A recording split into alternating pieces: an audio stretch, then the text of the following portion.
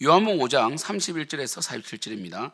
내가 만일 나를 위하여 증언하면 내 증언은 참되지 아니하되 나를 위하여 증언하시는 이가 따로 있으니 나를 위하여 증언하시는 그 증언이 참인 줄 아노라. 네가 요한에게 사람을 보내매 요한이 진리에 대하여 증언하였느니라. 그러나 나는 사람에게서 증언을 취하지 아니하노라. 다만 이 말을 하는 것은 너희로 구원을 받게 하려 함이니라. 요한은 켜서 비추는 등불이라. 너희가 한때 그 빛에 즐거이 있기를 원하였거니와 내게는 요한의 증거보다 더 큰 증거가 있으니 아버지께서 내게 주사 이루게 하시는 역사 곧 내가 하는 그 역사가 아버지께서 나를 보내신 것을 나를 위하여 증언하는 것이요 또 나를 보내신 아버지께서 친히 나를 위하여 증언하셨느니라. 너희는 아무 때에도 그 음성을 듣지 못하였고 그 형상을 보지 못하였으며 그 말씀이 너희 속에 거하지 아니하니 이는 그가 보내신 이를 믿지 아니함이라. 너희가 성경에서 영생을 얻는 줄을 생각하고 성경을 연구하거니와 이 성경이 곧 내게 대하여 증언하는 것이니라. 그러나 너희가 영생을 얻기 위하여 내게 오기를 원하지 아니하는도다. 나는 사람에게서 영광을 취하지 아니하노라. 다만 하나님을 사랑하는 것이 너희 속에 없음을 알았노라. 나는 내 아버지의 이름으로 왔음에 너희가 영접하지 아니하나 만일 다른 사람이 자기 이름으로 오면 영접하리라. 너희가 서로 영광을 취하고 유일하신 하나님께로부터 오는 영광은 구하지 아니하니 어찌 나를 믿을 수 있느냐. 내가 너희를 아버지께 고발할까 생각하지 말라. 너희를 고발하는 이가 있으니 곧 너희가 바라는 자 모세니라. 모세를 믿었더라면 나를 믿었으리니 이는 그가 내게 대하여 기록하였습니다. 그러나 그의 글도 믿지 아니하거든 어찌 내 말을 믿겠느냐 하시니라. 예수님께서는 스스로를 나는 하나님의 아들이다, 그렇죠? 이렇게 증언하시죠. 그리고 예수님께서는 뭐라고 하십니까? 나는 하나님께서 일하시면 나도 일하고 있고 또 하나님께서 말씀하시는 대로 심판한다라고 하셨어요. 그죠? 그러니까 사람들이 어떻게 네 스스로를 증언할 수 있느냐 이렇게 묻는 것이죠. 사람이 자기를 스스로 증언하는 것은 이 증인이 하나밖에 안 되는 것이죠. 그래서 증인은 항상 2명 이상 돼야 되는 것인데, 그래서 이 예수님께서 나는 세 부분에서 증언을 받고 있다고 말씀하십니다. 첫 번째는 뭐냐면 세례 요한이다. 세례 요한의 사역은 나를 증언한 것이다 이렇게 말했습니다. 너희가 요한에게 사람을 보내매 요한이 진리에 대해 증언했는데 요한은 비추이는 등불인데 한때 비추이는 등불이죠. 그죠? 그리고 36절에 내게는 요한의 증거보다 더 큰 증거가 있으니 아버지께서 내게 주사 이루게 하시는 역사 곧 내가 하는 그 역사가 아버지께서 나를 보내신 것을 나를 위하여 증언하는 것이요 라고 되어 있습니다. 세례 요한의 증언을 받지 않는 그들에게 두 번째는, 세례 요한은 분명히 예수님을 증언했거든요. 두 번째는 바로 예수님이 하시는 일을 보라는 거죠. 유대인들은 기적과 이적을 좋아했어요. 그래서 그 일을 보라, 내가 하는 일을 보면 믿을 거 아니냐 이렇게 말했습니다. 그리고 이 일은, 이 예수님이 하시는 그 사역은 바로 뭡니까? 아버지께서 친히 나를 위하여 증언하시는 것이다. 그래서 이 하나님께서는 우리에게 예수님을 보내시고 예수님이 그 사역을 통하여, 그 예수님 사역이 뭡니까? 긍휼 사역이죠. 그죠? 천국 복음 사역이죠. 그죠? 그러니까 예수님이 천국 복음을 선포하시고 그리고 긍휼이 여기시고 사랑이 한이 없으시잖아요. 그것을 통하여 바로 하나님의 아들이심을, 하나님이심을 증언할 수 있다는 거죠. 그러니까 어떤 누구라도 하나님이 함께하지 않으면 그런 일을 행할 수 없다는 것이죠. 그렇죠? 그리고 이 세 번째는 뭡니까? 말씀이죠. 말씀. 이 모세가 등장하는데 우리 38절에 보면 그 말씀이 너희 속에 거하지 아니하니 이는 그가 보내신 이를 믿지 아니함이라. 말씀을 믿지 않는 자는 하나님을 믿지 않는 자입니다. 그래서 39절에 내가 성경에서 영생을 얻는 줄을 생각하고 성경을 연구하거니와 이 성경이 곧 내게 대하여 증언하는 것이니라.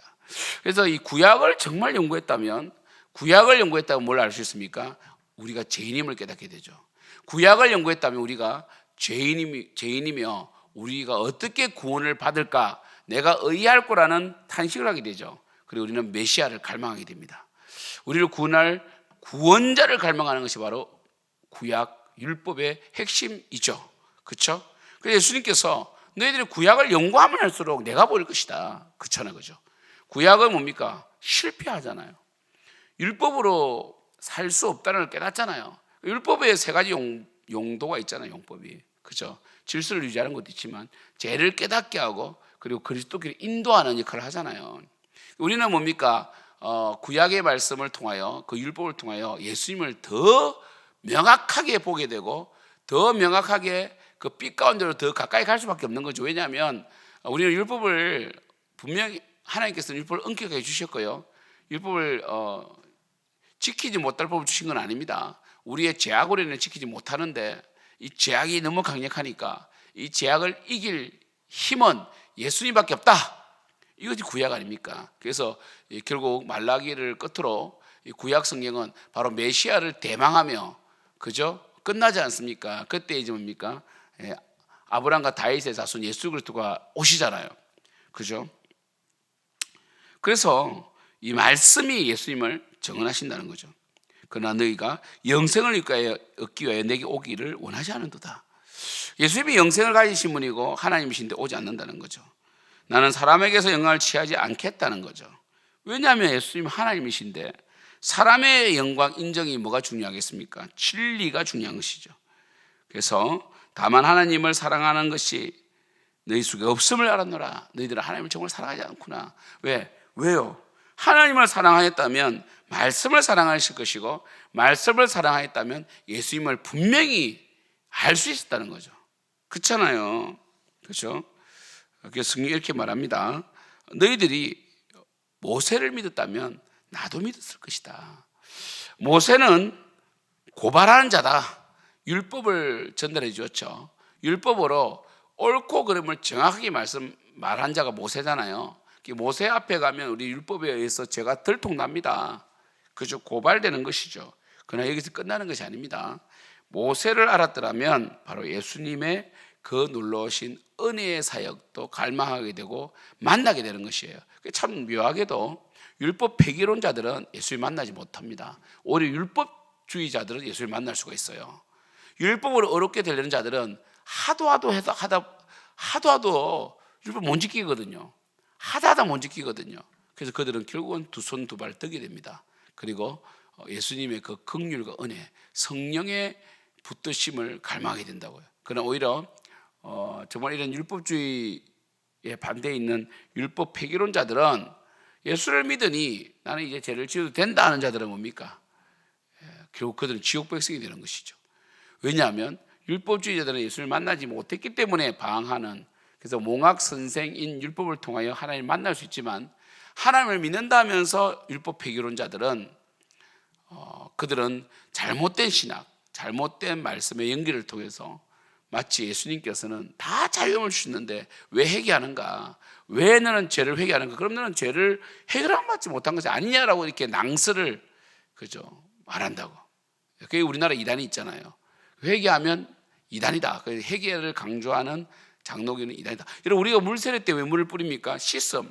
예수님께서도 우리로 하여금 발을 씻으라 했습니다. 목욕은 한 번이면 되지만 발은 씻어야 된다. 왜? 발은 계속 더럽히기 때문에 우리가 이 예수를 믿는데도 불구하고 우리는 계속 성화의 단계로 나아갈 뿐 아니라 하나님의 마음을 아프시지 않게 위해서 우리는 율법을 지켜 행한다는 것이죠.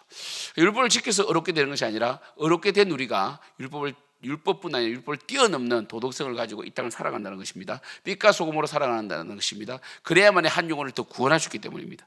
그래서 오늘 성경의 핵심은 뭡니까? 오직 예수라는 거죠.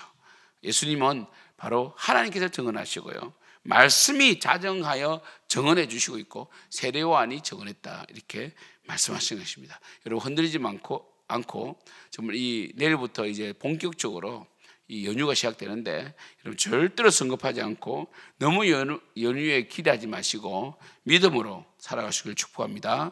기도하겠습니다. 하나님, 우리를 구원하신 주님 찬양합니다. 주여, 우리가 계속해서 주님 안에서 정말 믿음으로 살게 도와주시고 특별히 정말 오직 예수님만이 우리의 구원자고 메시아이십니다. 예수님의 사역을 보게 하시고 예수님의 성품을 배우게 하시고 예수님처럼 살아갈 수 있도록 도와주시옵소서. 예수님의 이름으로 기도드립니다. 아멘.